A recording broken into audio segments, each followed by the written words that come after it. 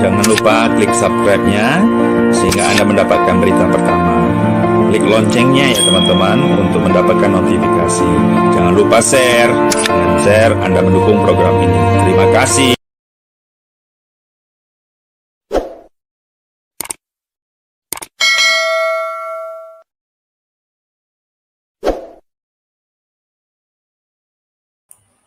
Shalom Aleichem Besem Yeshua HaMashiach, Bapak Ibu Saudara-saudari sahabat Juginsu Broadcast. Bertemu kembali dengan Juginsu Broadcast Channel. Senang bisa bertemu dengan teman-teman dan sahabat. Kali ini saya mau berbagi satu topik yang menarik ya teman-teman. Saya kasih judul Kasih Yesus Memulihkan. Nah, ya. Kenapa saya ambil topik ini? Karena ternyata kita ini tidak beda seperti Petrus ya. Bagaimana Petrus sebagai soko guru dari Rasul itu ternyata punya pribadi yang kita hari ini sebagai manusia juga punya karakter seperti Petrus tersebut gitu loh. Petrus sebagaimana kita ketahui dia adalah soko guru dari Rasul ya teman-teman sahabat. Ya dia juga ketua kelasnya para Rasul dan yang hebatnya lagi Petrus ini termasuk Rasul murid Tuhan Yesus yang sering sekali dibawa untuk acara-acara khusus. Nah, tapi tahukah saudara bahwa Petrus ini di akhir-akhir pelayanan Tuhan Yesus itu punya satu problem, satu pengalaman yang tidak mengenakan ya, karena dia mengkhianati Tuhan Yesus, artinya itu menolak atau tidak mengakui bahwa dia kenal Tuhan Yesus. Nah, ini adalah satu pengalaman yang traumatik ya. Kenapa saya bilangkan traumatik? Karena penolakan Petrus ini membuat Petrus itu kecewa ya. Lalu dia akhirnya kembali kepada masa lalunya, kehidupan masa lalunya. Ya, kembali kepada masa-masa dia belum mengenal Tuhan Yesus ya. Nah, sahabat, Anda tahu bahwa ketika kita juga merasa kecewa, sakit hati, merasa bersalah, maka walaupun kita sudah dikatakan percaya kepada Tuhan Yesus, bisa saja kita down, bahkan hidup kita itu bisa kembali kepada masa lalu, dan ini sangat berbahaya. Tapi puji Tuhan, ya, Yesus memahami apa yang dialami oleh Petrus, sehingga Tuhan Yesus datang secara pribadi menemui Petrus ya, agar Petrus tidak sampai jatuh lebih dalam. Nah, judulnya itu Kasih Yesus Memulihkan. Ya, Kasih Yesus Memulihkan. Nah, kita akan lihat lebih dahulu di Markus 14 ayat 29 sampai 31 ya. Nah, ini ceritanya menarik karena bagaimana awalnya waktu Yesus ditangkap, Petrus itu atau Yesus mau ditangkap, Petrus itu punya semangat yang luar biasa, keberanian, perkataan yang luar biasa, sehingga ketika Yesus mengatakan waktunya telah tiba di mana Yesus akan ditangkap dan pengikut-pengikutnya akan lari kabur ya. Tapi unik di sini Petrus berani menyatakan pendapat pribadinya. Nah, kita baca di Markus 14 ayat 29 itu berkata begini. Kata Petrus kepadanya, biarpun mereka semua tergoncang imannya, aku tidak. Nah, jadi kepada Tuhan Yesus dikatakan, aku tidak akan tergoncang, guru. Nah, ayat 30 berkata, lalu kata Yesus kepadanya, kepada Simon maksudnya, aku berkata kepadamu, sesungguhnya pada hari ini, malam ini juga, sebelum ayam berkokok 2 kali, engkau telah menyangkal aku 3 kali. Jadi, pada malam setelah perjamuan makan terakhir, lalu Yesus membawa murid-murid ya ke Bukit Zaitun ya, lalu Yesus berdoa di situ. Lalu Tuhan Yesus katakan banyak yang akan tergoncang imannya, tapi Petrus bilang tidak, aku tidak Tuhan. Nah, tapi Tuhan Yesus bilang, Petrus, sebelum ayam berkokok 2 kali di malam ini juga, berarti itu setelah mereka malam lalu kan menjelang pagi ya. Nah, sebelum Yesus ditangkap, Tuhan katakan sebelum ayam berkokok 2 kali, engkau sudah menyangkal aku 3 kali. Nah, tetapi perhatikan ayat 31, Petrus itu kekeh. Dia bilang apa? Tetapi dengan lebih bersungguh-sungguh Petrus berkata. Nah, Petrus berkata lebih sungguh-sungguh. Sekalipun aku harus mati bersama-sama engkau. Wow, ini perkataannya luar biasa ya. Sekalipun aku, Petrus, harus mati bersama-sama dengan engkau, guru, aku takkan menyangkal engkau.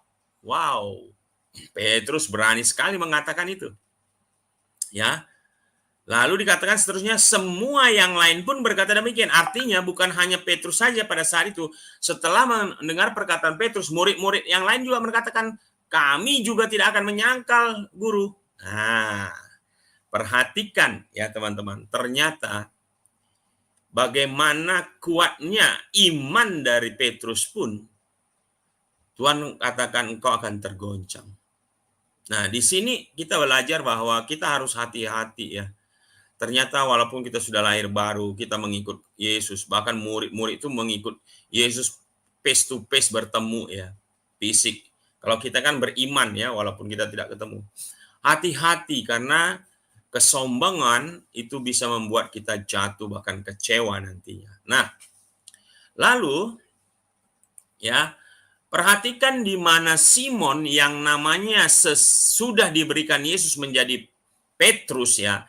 Kita tahu ya teman-teman ya, Petrus ini, Simon ini, yang Petrus yang tadinya namanya Simon ya, itu diberi nama khusus oleh Tuhan Yesus karena dia menyatakan bahwa engkau adalah Mesias, anak Allah yang hidup. Nah, jadi di dalam Matius 16:18 Tuhan Yesus berkata kepada Petrus begini, dan aku pun berkata kepadamu, engkau adalah Petrus. Nah, jadi Simon ini diberi nama oleh Tuhan Yesus itu Petrus. Dan di atas batu karang ini aku akan mendirikan jemaatku dan alam maut tidak akan menguasainya. Jadi dia berkata kepada Tuhan Yesus, dia tidak akan menyangkal Yesus, ya.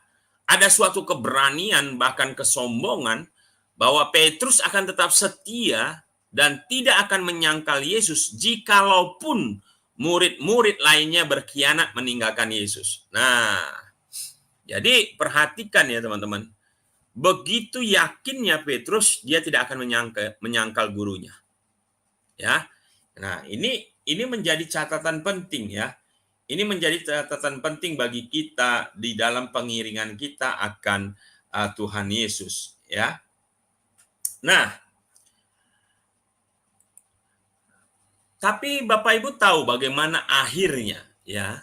Akhirnya kesombongan Petrus ini memang terbukti sesuai nubuatan Yesus ya. Sebelum ayam berkokok 2 kali, engkau telah menyangkal aku 3 kali. Nah, itu bisa kita lihat di dalam Markus 14 ayat 71 sampai 72 ya, teman-teman. Ayat 71 berkata begini, maka mulailah Petrus mengutuk dan bersumpah, aku tidak kenal orang yang kamu sebut-sebut ini. Jadi sudah ada 2 kali Orang lain bertanya waktu Yesus ditanyai ya oleh imam-imam, ahli Taurat, orang Farisi, dia menunggu di luar, di perapian, dekat perapian karena pagi mudah menjelang pagi ya. Nah, lalu ada orang yang bertanya, engkau adalah muridnya, engkau adalah pengikutnya. Lalu ketiga kali setelah dia 2 kali menyangkal Yesus, maka pada ketiga kalinya dia berkata apa? Aku tidak kenal orang yang kamu sebut itu. Nah, dan ayat 72, pada saat itu berkokoklah ayam untuk kedua kalinya. Maka teringatlah Petrus bahwa Yesus telah berkata kepadanya, sebelum ayam berkokok 2 kali, engkau telah menyangkal aku 3 kali. Lalu menangislah ia terseduh-seduh. Nah, teman-teman, sahabat, perhatikan. Nubuatan Yesus itu pasti terjadi, dan itu terjadi. Jadi sebelum ayam berkokok 2 kali di pagi hari, dia sudah menyangkal Yesus 3 kali. Jadi apa yang dikatakan Yesus itu terbukti. Nah, akibat dari penyaliban Yesus, ya karena setelah ini Yesus disalibkan ya. Yesus disalibkan. Nah, akibat dari penyaliban Yesus, di mana fakta yang terjadi atas Yesus ternyata tidak sesuai dengan apa yang murid-murid harapkan. Nah, murid-murid kan berharap ya Yesus tetap hidup, ya dia yang akan membebaskan orang bangsa Yahudi, ya dan sebagainya. Tapi murid-murid dan Petrus itu kecewa, tidak seperti yang mereka harapkan. Dan akhirnya apa? Mereka kembali kepada kehidupan semula menjadi nelayan. Nah, demikian juga Bapak Ibu, hati-hati kalau kita yang sudah lahir baru, tapi kita kecewa, kepahitan, ya, kita bisa kembali kepada masa lalu kita, kehidupan masa lalu. Tapi luar biasanya pada kasus ini, Yesus ya itu mendatangi murid-muridnya yang sudah kembali kepada masa lalunya, kebiasaannya, pekerjaan lamanya, yaitu menangkap ikan. Ya, maka pada saat Petrus mengajak beberapa murid, termasuk di situ ada Yohanes dan Yakobus, ya. Nah, dan murid-murid lainnya, Yesus mendatangi mereka. Jadi sekitar jarak 200 hasta, jadi 200 hasta itu sekitar kali 45 cm itu sekitar 90 meter. Mereka sudah semalaman menangkap ikan, nggak dapat. Lalu Yesus ada di situ. Tuhan Yesus mengatakan begini, apakah engkau memiliki ikan? Nah, murid-murid bilang tidak ada. Nah, jadi saat Yesus menghampiri murid-murid yang saat itu sedang dalam perjalanan kembali dari menangkap ikan dan tidak mendapatkan ikan, lalu Yesus memerintahkan untuk menebar jalannya di sebelah kanan. Nah, tebarkan jalamu di sebelah kanan. Nah, kata Tuhan Yesus. Ya. Lalu mereka menebarkannya di sebelah kanan, lalu Anda tahu mereka menangkap ikan banyak sekali. Ya, sebanyak 153 ekor ikan besar-besar. Bahkan mereka kesulitan untuk membawanya ke darat, ya. Nah, waktu mereka mendengar dan melakukan perintah Yesus, salah seorang murid yang terkasih yang ada ikut serta ya di dalam sampan mereka itu berkata kepada Petrus, ya, itu guru. Nah, tentu Yohanes atau katakanlah Yakobus saudaranya, tapi murid yang terkasih tahu, oh itu guru. Nah, ini yang menarik ya teman-teman. Lalu Petrus segera memakai baju dan mendatangi Yesus. Perhatikan teman-teman. Pada saat menangkap ikan itu, Petrus tidak memakai baju. Bayangkan. Dia benar-benar kembali kepada masa lalunya sebagai penangkap penjala ikan.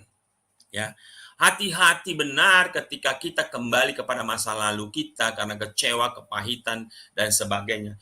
Kita akan benar-benar bisa kembali kepada masa lalu kita. Nah, ini yang dialami Petrus, teman-teman. Makanya kita harus hati-hati ya. Lalu Yesus memberikan roti dan ikan untuk dimakan oleh murid-murid. Perhatikan ya, Yesus tahu bagaimana keadaan murid-murid yang kecewa, sedih, kepahitan, ya, mundur dari pelayanan, ya. Yesus tidak menegur mereka, teman-teman. Ya. Tapi Yesus malah menyediakan roti dan ikan bakar, ya. Dan pada saat itu Yesus tidak menegur mereka dulu, enggak. Tapi Yesus membiarkan mereka makan dengan lahapnya. Ya. Ya, mereka makan dengan apa yang sudah disiapkan oleh Tuhan Yesus, ya, dengan lahapnya. Maka setelah mereka selesai makan baru Yesus di situ berbicara, ya. Nah, setelah mereka makan dan senang karena sudah makan, ya, kenyang, ya, baru Yesus berbicara kepada murid-muridnya, terutama bertanya kepada Petrus. Jadi murid-murid Tuhan Yesus bertanya kepada Petrus. Ya, yang saya percaya ya, teman-teman, saat itu sedang tidak enak hati ya. Nggak enak lah berhadapan dengan Yesus yang sudah dia sangkal. Bahkan bisa jadi Petrus itu takut ya kepada gurunya karena sudah menyangkal dan kembali kepada kehidupan lamanya, semulanya, dan bahkan tidak menjala manusia menginjil ya. Ada perasaan nggak enak ya.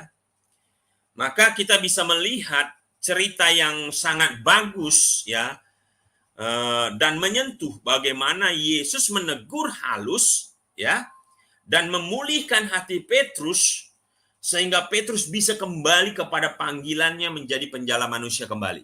Nah, itu bisa kita lihat ya teman-teman pada Yohanes 21 ayat 15 sampai 17. Jadi ini 3 ayat ini sering sekali dikhotbahkan dan ini menarik ya teman-teman ya. Karena kalau kita menerangkannya teliti ya, ayat kata per kata, ternyata dalam 3 ayat ini itu luar biasa dalam maknanya. Dan ini biasanya berhubungan dengan penggembalaannya. Nah, bagaimana setelah ada perasaan tidak enak, kecewa, sakit hati, kepahitan di Petrus dan murid-murid, terutama Petrus yang tadinya menjadi batu karang, Petrus ya, Simon menjadi Petrus. Setelah dia kecewa, Tuhan Yesus tahu bagaimana memulihkan muridnya, ya, si Petrus ini, si Simon ini. Nah, kita baca ayat ke-15, Yohanes 21 ayat 15. Sesudah sarapan, nah berarti setelah sarapan ya, setelah mereka sarapan, Yesus berkata kepada Simon Petrus. Nah, apa perkataan Tuhan Yesus? Dia katakan begini, Simon anak Yohanes, apakah engkau mengasihi aku lebih daripada mereka ini? Jawab Petrus kepadanya, benar Tuhan, engkau tahu bahwa aku mengasihi engkau. Kata Yesus kepadanya, gembalakanlah domba-dombaku. Nah, perhatikan ya sahabat teman, satu ayat ini dalam dan banyak sekali maknanya. Ya, nah kita akan teliti dan kuliti ya kata-kata yang penting yang saya garis merah ya, yang saya tandai warna merah. Nah, pertama Simon anak Yohanes. Nah, ini ada artinya teman-teman. Mengasihi lebih daripada, tahu, mengasihi, gembalakan domba-dombaku. Nah, ini ada artinya ya. Nah, kita mulai dengan kata Simon anak Yohanes. Ya. Nah, Simon anak Yohanes itu artinya apa? Ya. Tuhan Yesus memanggil Simon Petrus dengan kata Simon anak Yohanes atau Simon bin Yunus. Kenapa dia tidak panggil Petrus? Kenapa dia tidak panggil Petrus kepada Simon Petrus? Kenapa Tuhan Yesus memanggilnya Simon, nama awalnya? Bin Yunus, nama bapaknya. Atau bin Yohanes. Ini menunjukkan bahwa Tuhan mau mengingatkan Simon nama aslinya. Bukan nama Petrus, gelar yang diberikan Tuhan Yesus sebagai orang yang kuat, batu karang. Nah, namun Simon anak Yohanes yang menunjukkan manusia yang berasal dari manusia yang lemah, berdosa, dan kotor. Hal ini menunjukkan bagaimana Simon yang tadinya sudah diberi gelar Petrus oleh Tuhan Yesus dalam Matius 16 ayat 18, ya.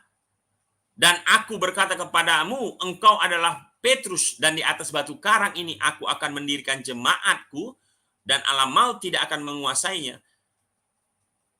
Tapi Tuhan Yesus tidak memanggil Simon itu Petrus, tidak. Tapi Simon bin Yunus.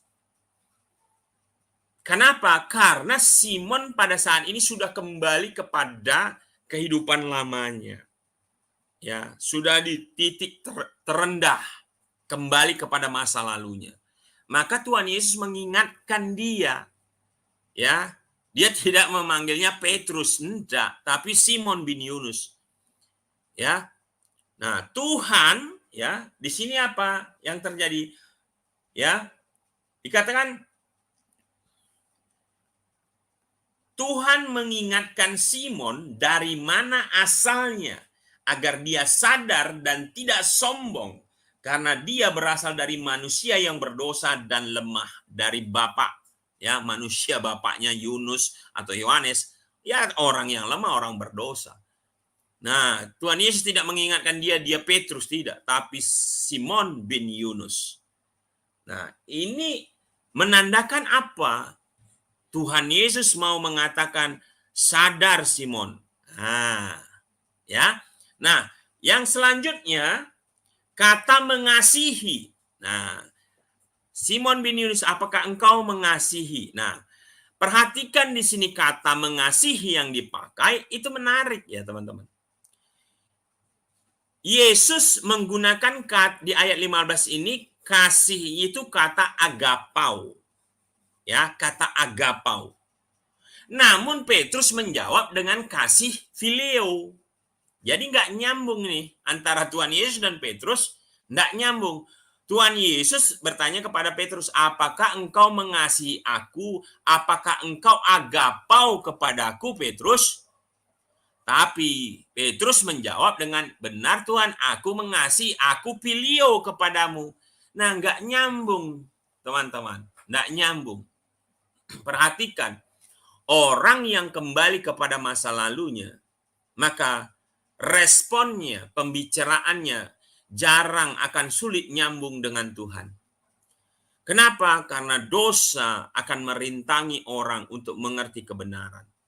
Maka hati-hati sekali kita kalau sampai kita tidak punya hubungan yang baik dengan Tuhan, kita sulit memahami apa kemauan Tuhan.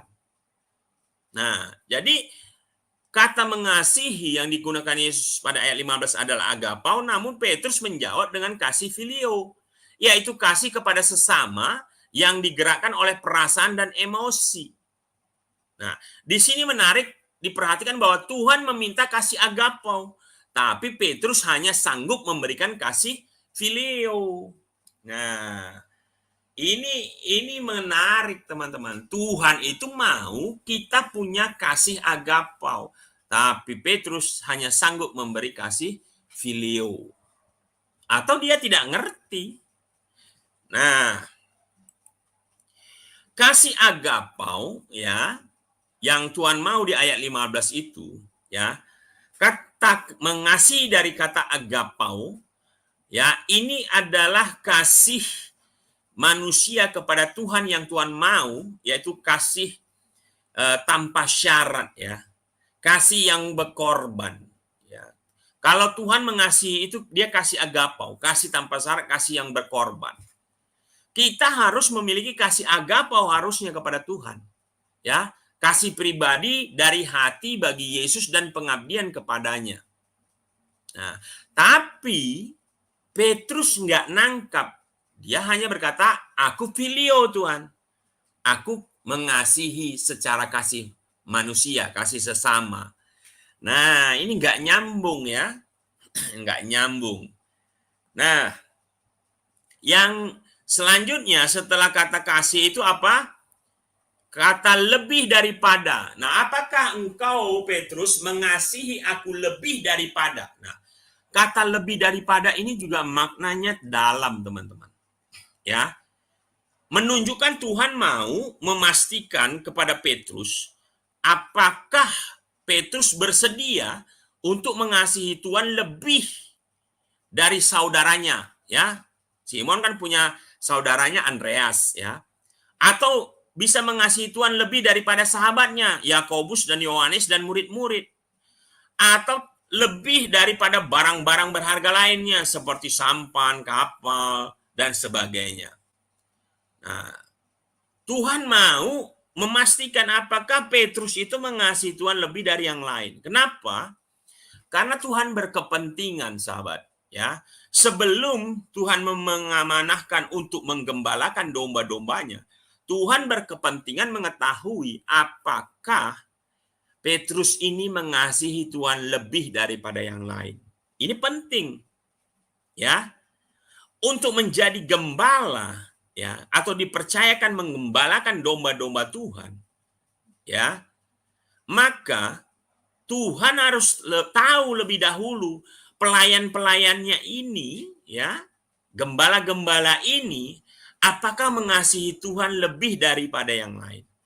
Karena Tuhan itu punya keyakinan, atau Tuhan, ya, tahu bahwa jika gembala atau pelayan ini mengasihi Tuhan lebih daripada yang lain, maka pasti dia akan mengasihi domba-domba yang dipercayakan. Nah, jadi Tuhan mau tahu nih, apakah Petrus mengasihi dia lebih daripada yang lain. Demikian juga kita, sahabat, dalam mengasihi Tuhan itu harus mengasihi Tuhan prioritas nomor 1, number 1. Ya, baru keluarga, ya, dan pekerjaan dan sebagainya. Ya, pelayanan dan sebagainya. Tapi Tuhan nomor 1. Kalau kita belum bisa mengasihi Tuhan nomor 1, maka sulit bagi seorang gembala untuk mengasihi domba-dombanya. Jadi di sini Tuhan itu butuh jawaban yang tegas, ya. Apakah Petrus itu mengasihi Tuhan lebih daripada yang lain? Nah, yang keempat itu yang menarik, kata tahu. Nah, tahu yang digunakan di sini adalah eido atau aido, ya. Nah, Anda tahu itu adalah mengetahui. Kalau eido atau aido itu adalah mengetahui apa yang belum terjadi atau apa yang ada di dalam hati seseorang. Ya, itu eido. Nanti ada kata ginosko, itu juga mengetahui, mengenal. Ada kata episteme, ada kata suneme, itu juga mengenal, tahu, tapi beda makna. Tapi Petrus menjawab, engkau tahu Tuhan. Nah, taunya Tuhan itu eido, karena Tuhan mengetahui segalanya, bahkan yang belum terucap, yang ada dalam hati, bahkan yang akan datang Tuhan tahu. Maka kata Petrus tahu sekali, dia menjawab Tuhan itu pakai kata eido, engkau tahu Tuhan, tapi pakai kata eido, ya, bukan ginosko, bukan episteme, apalagi suneme, bukan. Nah, yang kelima baru ada kata gembalakan. Nah, Yesus katakan begini, Yesus menggunakan kata bosko. Jadi menggembalakan itu ada beberapa kata, ya teman-teman, ya. Kalau menggembalakan binatang, domba, kambing, itu dalam bahasa Yunani ada beberapa kata. Nah, kata menggembalakan di sini digunakan kata bosko. Gembalakanlah domba-dombaku. Nah, kata bosko menggembalakan ini biasanya digunakan untuk kata menggembalakan ternak atau memberi makan ternak kecil, ya, pit, ternak kecil, artinya domba kecil. Nah, jadi pakai kata bosko. Jadi artinya gembalakannya itu harus memberi makan seperti domba anak-anak. Nah, gitu ya. Nah, lalu kita lanjut. Kata domba, gembalakanlah domba-dombaku. Kata domba yang dipakai di sini itu dari kata arnion. Arnion itu adalah anak domba, ya, anak domba biri-biri. Jadi a little lamb, a lamb. Jadi itu kenapa di awal tadi itu dipakai bosko, ya, lalu arnion. Jadi dia gembalakannya itu seperti menggembalakan domba, kawanan domba, anak-anak. Nah, jadi ini menarik, ya teman-teman. Jadi Tuhan itu mau menjelaskan kepada Petrus, kalau engkau memang mengasihi aku, gembalakanlah domba-dombaku. Tapi cara menggembalakannya itu beda-beda nanti. Nah, ini ayat yang ke-15, teman. Nah, lalu kalau kita masuk kepada ayat selanjutnya ya. Nah, ayat selanjutnya, nah, di situ dikatakan begini, di ayat yang ke-16, kita masuk ke ayat 16. Ya. Nah, dikatakan, kata Yesus pula kepadanya untuk kedua kalinya, Simon, anak Yohanes. Nah, Tuhan Yesus masih pakai kata Simon, anak Yohanes. Dia nggak pakai kata Petrus. Apakah engkau mengasihi aku? Nah, di sini tidak ada kata lebih dari, ya, karena di awal tadi Simon sudah menjawab, ya, aku mengasihi engkau Tuhan. Tapi Tuhan Yesus belum puas atas jawaban Simon, karena belum nyambung ya. Tuhan katakan agapau, Petrus jawab filio. Nggak nyambung nih. Nah, di sini Tuhan Yesus berkata lagi, apakah engkau mengasihi aku? Jawab Petrus kepadanya, benar Tuhan. Engkau tahu bahwa aku mengasihi engkau. Kata Yesus kepadanya, gembalakanlah domba-dombaku. Nah, perhatikan lagi ya teman-teman ya. Nah, kata yang dipakai di sini pun Tuhan Yesus masih menggunakan kata mengasihi itu agapau. Ya, apakah engkau agapau kepadaku, Petrus? Tapi perhatikan teman-teman. Petrus itu, Simon itu masih menggunakan kata apa? Filio juga. Ya Tuhan, aku filio kepadamu. Aku mengasihi engkau sebagai kasih pada sesama. Nah, tetap nggak nyambung. Itulah hati-hatinya teman-teman, kalau kita tidak punya hubungan relasi dengan Tuhan yang baik, kita ini sulit memahami apa yang mau Tuhan kita kerjakan ya. Nah, jadi di sini pun Petrus masih nggak nyambung ya. Nah, sebelum kita lanjut teman-teman ya, kita dengarkan yang satu ini.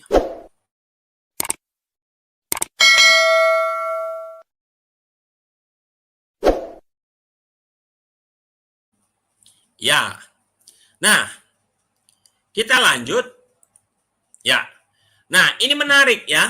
Nah, kata mengasihi yang dipakai oleh si Tuhan Yesus itu agapau, tapi dijawab filio oleh si Petrus. Nah, kata tahu itu juga masih sama seperti ayat 15, kata dari edo atau oida, ya.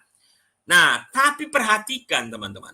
Kata gembalakan di sini sudah berubah.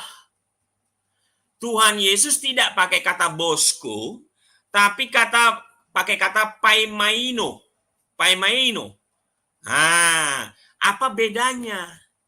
Jadi ternyata kalau kita teliti 2 ayat 15 sama 16, itu banyak perbedaan-perbedaan yang terjadi, teman-teman. Nah, kalau paimaino ini adalah menggembalakan domba besar, teman-teman. Sheep, ya. Nah, cara memberi makannya itu seperti memberi makan domba besar atau sheep, ya. Nah, kata dombanya itu Yesus menggunakan kata probaton, ya, probaton atau domba biri-biri, ya. Berarti domba besar. Nah, jadi memberi makan gembalakan seperti domba besar. Nah, perhatikan ya, kita sudah dapat dua hal yang menarik di sini. Nah, lalu kita masuk kepada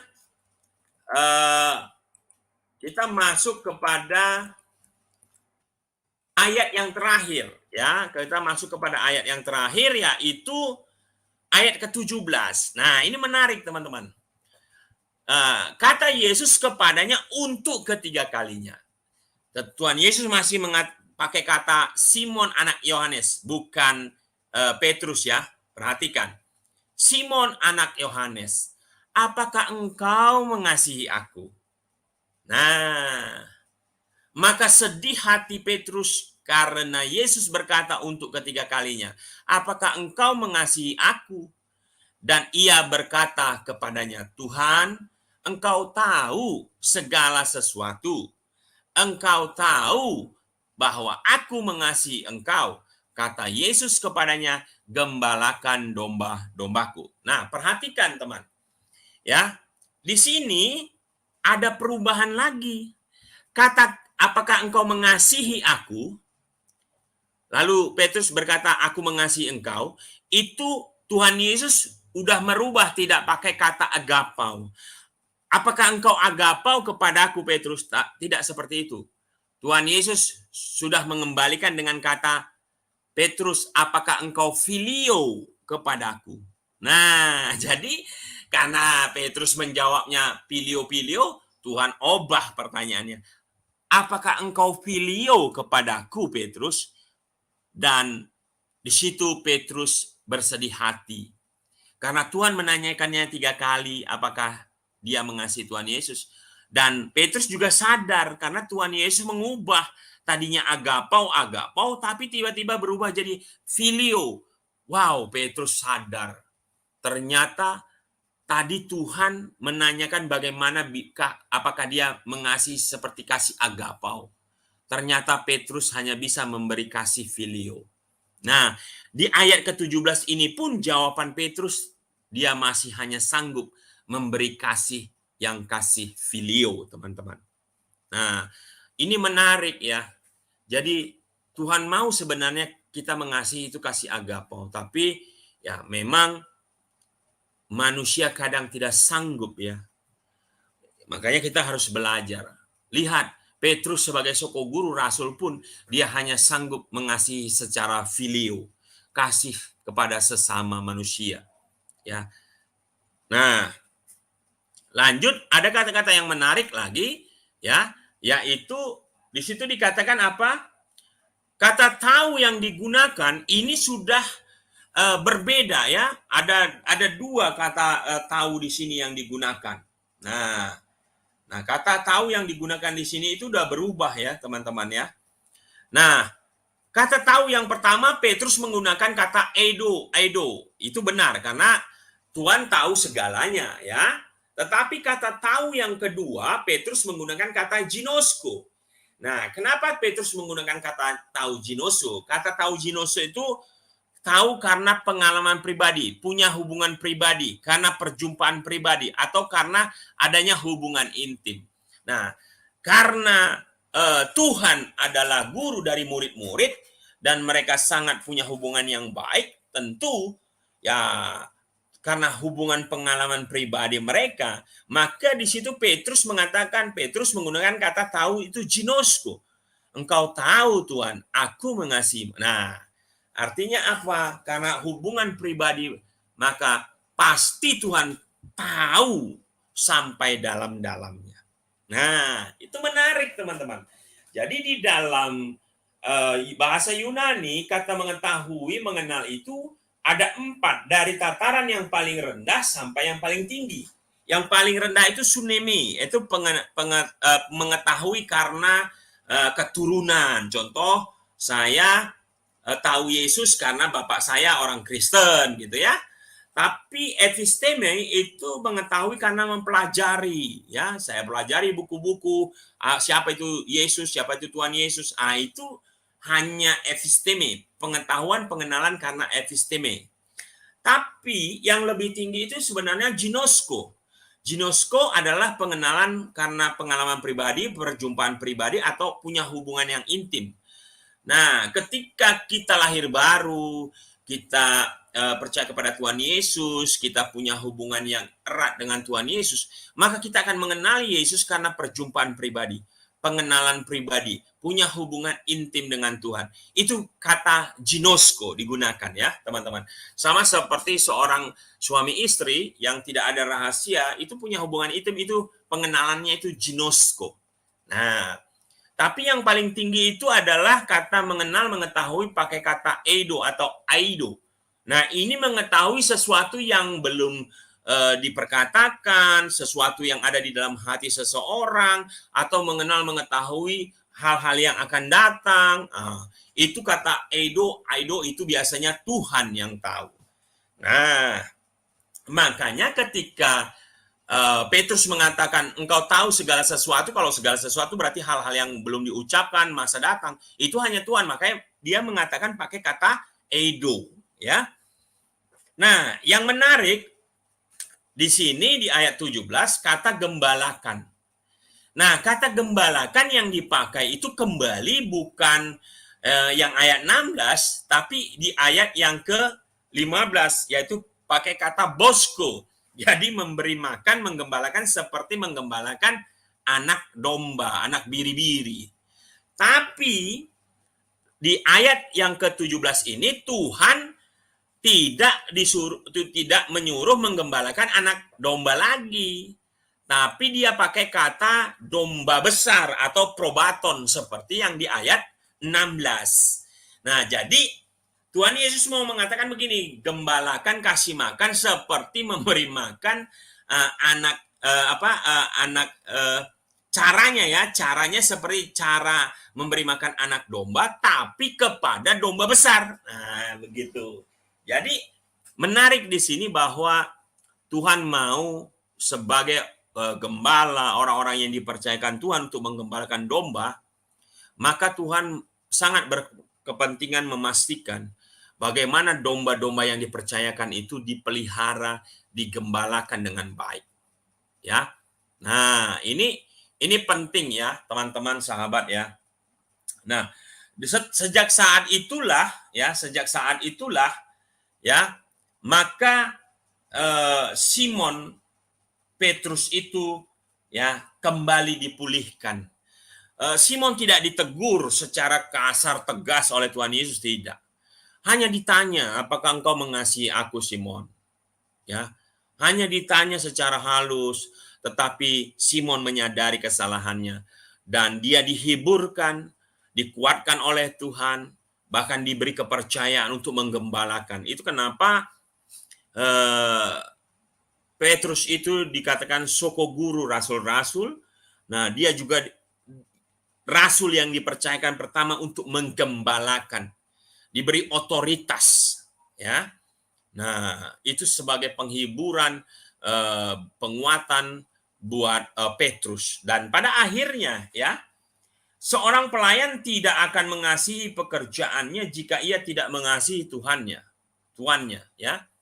Jadi penting sekali kita ini sebagai, kalau kita dipercayakan sebagai gembala, menggembalakan kawanan domba yang dipercayakan oleh Tuhan, Tuhan berkepentingan sekali memastikan bahwa gembala ini benar-benar mengasihi Tuhan lebih daripada segalanya. Kalau dia mengasihi Tuhan lebih dari segala, pasti Tuhan yakin domba-dombanya juga dikasihi. Ya. Nah, tidak ada yang lain kecuali kasih Kristus yang akan membuat para pelayan berangkat dengan sukacita saat melayani, melewati segala kesukaran dan rintangan yang mereka jumpai dalam pekerjaan mereka dalam mengembalakan domba-domba yang Tuhan percayakan. Nah, ya. Nah, di dalam 2 Korintus 5 ayat 13 sampai 14 berkata begini ya, teman-teman ya. Sebab jika kami tidak menguasai diri, hal itu adalah dalam pelayanan Allah. Dan jika kami menguasai diri, hal itu adalah untuk kepentingan kamu. Sebab kasih Kristus yang menguasai kami, karena kami telah mengerti bahwa jika satu orang sudah mati untuk semua orang, maka mereka semua sudah mati. Jadi, teman-teman, ya, kasih ini akan membuat pekerjaan mereka terasa mudah. Pekerjaan para gembala ini akan mudah dan membuat mereka sungguh-sungguh bertekad dalam mengerjakannya. Ya, kalau kasih kepada Tuhan itu lebih dari segalanya dan itu bisa dipastikan, maka dipastikan gembala-gembala juga akan dijaga dengan baik. Nah, terlihat di sini bagaimana Yesus mengetahui kondisi murid-murid, terkhususnya Petrus, yang tergoncang imannya dan bahkan kembali kepada masa lalunya, bisa dipulihkan dengan kasih yang dari Yesus. Wow, ini luar biasa ya, teman-teman ya. Jadi bisa dikatakan bagaimana kasih Yesus itu memulihkannya. Orang yang sudah terpuruk, orang yang bahkan kembali kepada masa lalu, kalau masih mendapatkan kasih kemurahan Tuhan, ya itu bisa dipulihkan. Ya. Maka yang kedua, Ya, kita nggak boleh sombong sebagai orang-orang yang dipercayakan Tuhan untuk melayani Tuhan, menggembalakan. Kita nggak boleh sombong. Karena kesombongan adalah awal dari kejatuhan. Seperti apa yang dialami Petrus, bahkan dia murid yang hebat luar biasa ya. Tapi dia bisa jatuh ya. Nah, jadi hati-hati ya. Nah, hati-hati ya teman-teman. Nah, itu yang bisa saya sampaikan teman-teman. Terima kasih untuk supportnya selama ini, karena Juginsu Broadcast sudah tembus 4.000 subscriber ya teman-teman ya. Sekarang kita akan menuju kepada 5.000 subscriber.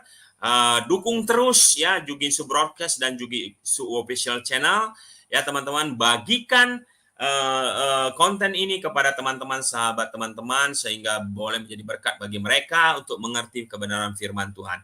Dan jangan lupa ini ya, jangan lupa untuk seperti ini.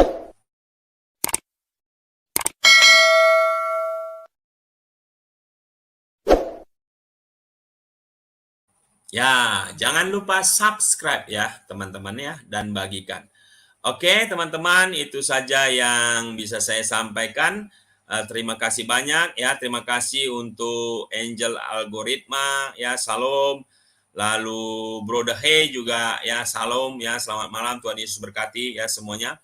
Nah, yang pasti teman-teman ya, saya berharap ketika kita membaca firman Tuhan ya, jangan lupa juga untuk belajar, mulai belajar untuk mencari kata apa namanya ya, asli dari bahasa aslinya ya. Kalau kita lagi membaca Perjanjian Baru ya pakai bahasa Yunani tentu ya. Kalau Perjanjian Lama pakai bahasa Ibrani. Nah, pastikan kita juga repair ke bahasa aslinya supaya kita mengerti maknanya dan tidak salah nanti waktu mengeksegese ya. Jadi waktu kita mengeksegese nggak salah. Jadi dari 3 ayat ini saja tadi teman-teman, itu wow, dalam sekali, beda pakai kata-kata yang dipakai Tuhan Yesus ya. Tuhan Yesus memakai kata tahu, ya edo, ada ginosko, lalu pakai kata menggembalakannya itu pakai kata bosko, ada pakai kata yang lain, ya lalu kata mengasihi itu pakai kata agapau, lalu pakai kata filio. Kalau kita pakai terjemahan baru saja, ya kita apakah engkau mengasihi? Oh, aku mengasihi Tuhan, Pak. Sama, tidak ada bedanya. Padahal kalau kita pakai bahasa aslinya, di situ apakah engkau agapau kepadaku Petrus, lalu Petrus mengatakan aku pilio kepadamu Tuhan. Nah itu beda, satu agapau, satu pilio. Jadi maknanya itu nggak dapat kalau kita hanya pakai terjemahan baru. Usahakan kita pakai bahasa aslinya ya. Ada bahasa Yunani, belajar teman-teman, saya juga belajar ya. Dan sekarang kan kita banyak punya referensi-referensi ya, ada khotbah-khotbah eksposisi ya, penjelasan dan sebagainya. Nah, itu menarik ya. Jadi luar biasa kalau kita mau belajar. Jadi itu saja teman-teman yang bisa saya sampaikan ya. Terima kasih untuk supportnya. Selalu jangan lupa bantu subscribe dan share ya Juginsu Broadcast Channel. God bless you all.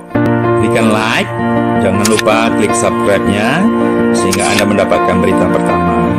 Klik loncengnya ya teman-teman untuk mendapatkan notifikasi. Jangan lupa share. Dengan share Anda mendukung program ini. Terima kasih.